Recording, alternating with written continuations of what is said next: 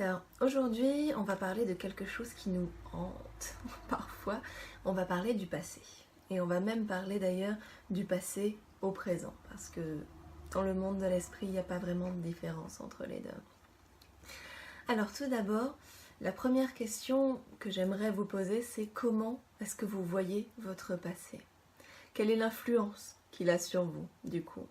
Et pour éclairer un petit peu cette question-là, ces deux polarités qu'on peut avoir, je vais appeler un grand maître. Et je vais le laisser parler, je vais vous laisser l'écouter pendant quelques secondes. Parce que vous allez voir, finalement, il pose très bien les bases de là où je veux en venir. C'est parti. On dirait que le vent a changé. Ah, changer, c'est bien. Oui, mais c'est pas facile. Je sais ce que je dois faire, mais pour revenir, il me faut faire face à mon passé. Et je l'ai fui depuis si longtemps. Tu es devenu fou! Tu oublieras vite, c'est du passé. Oui, mais c'est douloureux. Eh oui, le passé, c'est douloureux. Mais à mon sens, on peut soit le fuir, soit tout en apprendre. Ah, tu vois? Alors, quelle est ta décision? Grand maître Rafiki a parlé. Donc, comme il est très bien souligné là dans ce petit morceau d'animé, il y a deux manières de considérer le passé. Uniquement voir la douleur, ou bien considérer l'apprentissage qu'il y a derrière cette douleur, derrière cette expérience, etc. Donc on peut le prendre de deux manières différentes et par conséquent l'impact que ça va avoir sur notre vie va être radicalement différent.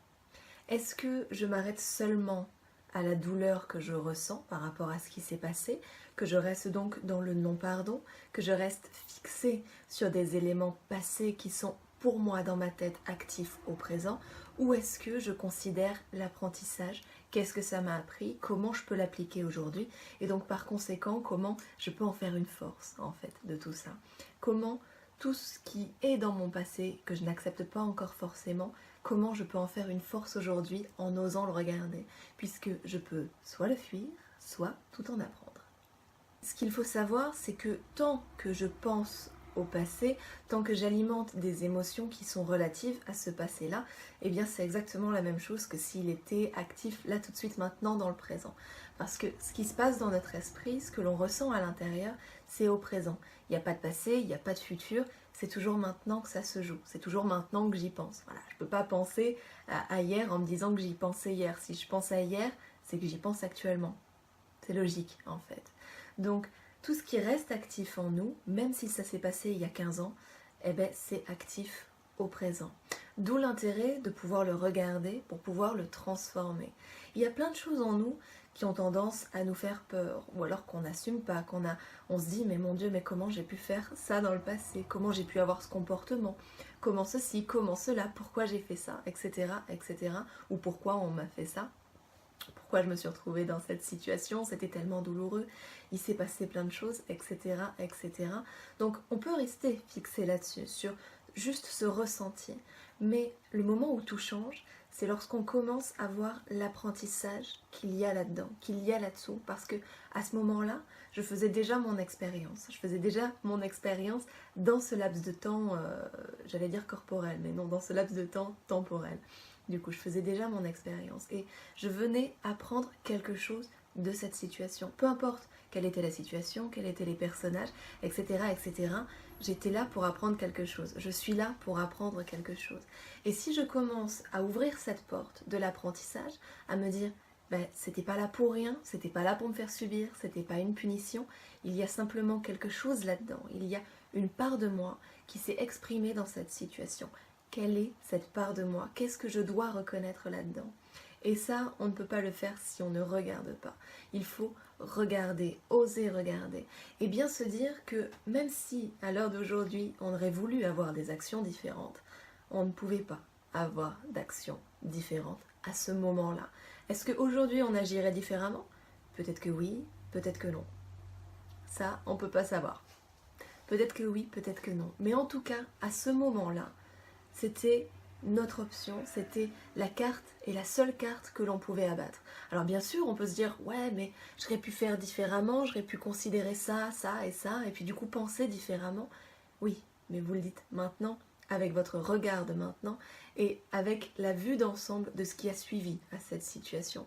Mais le personnage qui était là-bas à ce moment-là, il a fait ce qu'il a pu avec les cartes qu'il avait. Peut-être qu'il se doutait que c'était pas ce qu'il avait envie d'accomplir. Mais à ce moment-là, s'il a fait ce choix-là, si vous avez fait ce choix-là à ce moment-là, c'est que c'était le seul choix que vous pouviez faire, vous, à ce moment-là, avec les pensées que vous aviez, avec les peurs que vous aviez, avec la situation dans son ensemble et tout ce que vous viviez à l'intérieur et non pas uniquement à l'extérieur. Donc, pardonnez-vous. Pardonnez-vous vraiment. Quelles qu'aient été vos actions, si vous, aujourd'hui, vous pouvez prendre l'apprentissage là-dedans, dites-vous que ça n'a pas été vain, ce n'est jamais vain, en fait. Il y a toujours quelque chose à aller chercher, quelque chose à comprendre, quelque chose à apprendre. Donc, donnez-vous ce pardon, cette énergie pour avancer avec ça, pour apprendre avec ça et pour aussi sortir de tout ce qu'on appelle les schémas de répétition. En fait, les schémas de répétition, ils apparaissent quand on a quelque chose à voir, quelque chose à apprendre et qu'on fait l'expérience mais qu'on ne vient pas chercher cet apprentissage en fait. Donc on se le représente jusqu'à un moment donné, on puisse se dire « Ah d'accord, mais en fait j'avais un truc à comprendre et à apprendre là-dedans ». Et à partir de là, on peut en sortir. On n'a plus besoin de réviser la leçon quand on l'a intégrée. Donc voilà, mais pour ça, il faut oser regarder l'apprentissage qu'on a fait jusque-là et aussi donc nourrir le pardon envers soi. On a fait de notre mieux avec les cartes qu'on avait à ce moment-là. Elles ont peut-être changé ou peut-être pas. Ça peut aussi évoluer en regardant justement quel est le jeu qu'on a abattu. Et également pardonner à l'autre, puisque quelles qu'aient été ces actions, ce n'était pas contre vous. Même si on peut avoir cette impression-là, ce n'était pas contre vous. Il était déjà appelé par vous dans le cadre de l'apprentissage que vous étiez venu faire avec lui et dans ce contexte. Et il faisait également sa propre expérience avec ses propres cartes à ce moment-là de son évolution, etc., etc.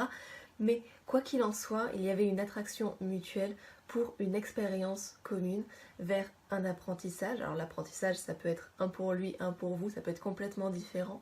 Mais en tout cas, ce n'était pas un hasard, pas une fatalité. Et vous n'êtes pas obligé de reproduire ça non plus avec tout le monde. À partir du moment où vous voyez quelle est la part de vous qui va s'exprimer en l'autre. Qu'est-ce que ça vous a appris?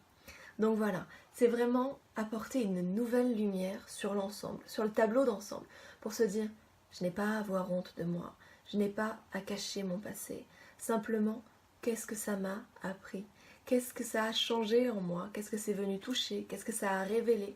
Qu'est-ce qui me permet aujourd'hui d'agir en sachant finalement ce que je veux et ce que je ne veux pas? Et voilà, comment je peux évoluer dans ma vie aujourd'hui en cessant de me fuir, parce que je ne peux pas me fuir de toute façon, fuir mon passé, tout ce qui est en moi, je ne peux pas le fuir. Et puis tant que j'essaye de le fuir, il est encore actif au présent. Donc voilà, oser regarder pour se libérer et révéler l'apprentissage. Et ainsi, on peut avancer et nous créer à la fois un nouveau présent, et puis quelque part du coup un nouveau passé, et puis un nouveau futur. Bref, un nouveau présent quoi. Je vous dis à tout bientôt et puis je vous fais des bisous.